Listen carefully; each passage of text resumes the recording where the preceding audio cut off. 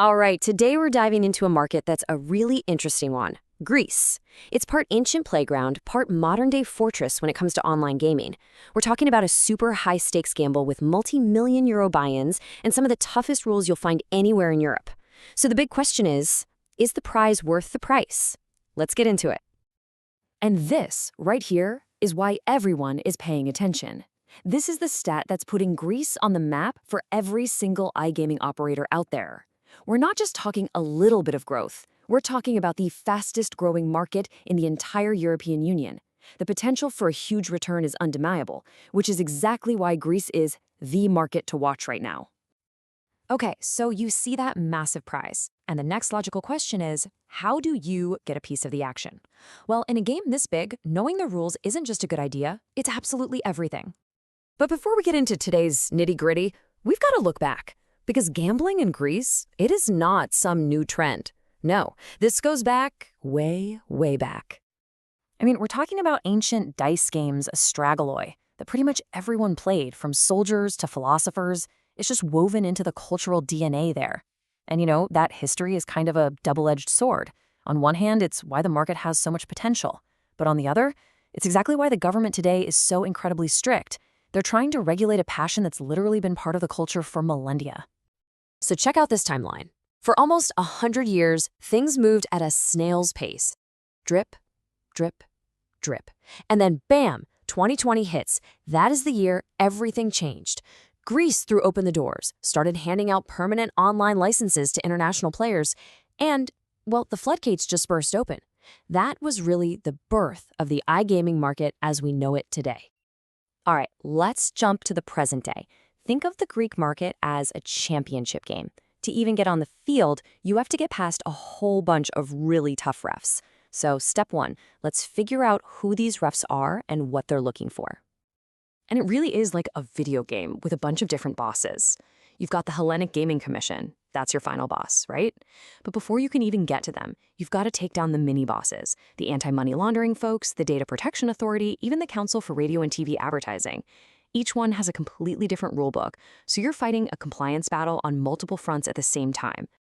And this list of rules, it's not just some simple checklist you can tick off. It's a full-on gauntlet. You have to prove you're financially solid as a rock, you need an ironclad fortress for data security, you have to show you're genuinely serious about responsible gambling. Oh, and by the way, you also have to plant your flag and set up a physical office in Greece. The message couldn't be clearer. If you're not a serious, well-prepared operator, don't even bother showing up. Okay, so you've got the rules down, but that's just one part of the puzzle. The other part? The money. Getting a seat at this table is expensive, like really expensive. Let's break down the actual numbers, because they're pretty eye-watered. So right out of the gate, before anything else happens, you have to cut a check for 10,000 euros. And get this, it's non-refundable. That's just the fee to get them to even look at your application. It's basically the cover charge just to get into the club. And here are the big ones, the main event. If you want a Type 1 license for sports betting, that'll be 3 million euros, thank you very much. Want to add casino games and poker with a Type 2 license? That's another 2 million.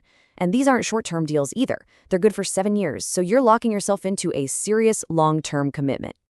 And just when you think you're done spending, you're not. On top of those millions in license fees, you also have to put up a €500,000 security deposit. It's held as a letter of guarantee, basically to prove you can cover any potential debts. The financial hurdles just keep getting higher. So let's say you get through all that and you're finally up and running. Well, the costs don't stop there. You're looking at a steep 35% tax on your gross gaming revenue, and that's on top of the standard 22% corporation tax. So yeah, the tax burden is a huge factor you have to build into your financial model. So this brings us to the ultimate question. Well, the multi-million euro question, really. With these incredibly high barriers to entry, both the regulations and the finances, you have to ask, do the potential rewards in this booming market actually justify the huge costs and risks? And this really lays it all out, doesn't it? It's all about weighing the odds.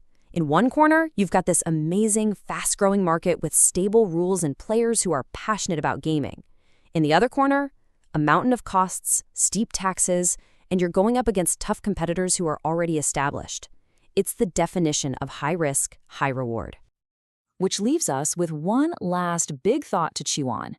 Is this Fortress Greece model the future of regulated iGaming?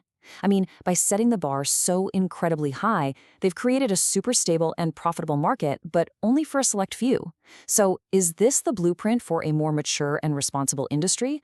Or is it just a massive wall that stifles competition and new ideas? The answer to that could shape the future of online gambling, not just in Europe, but all over the world.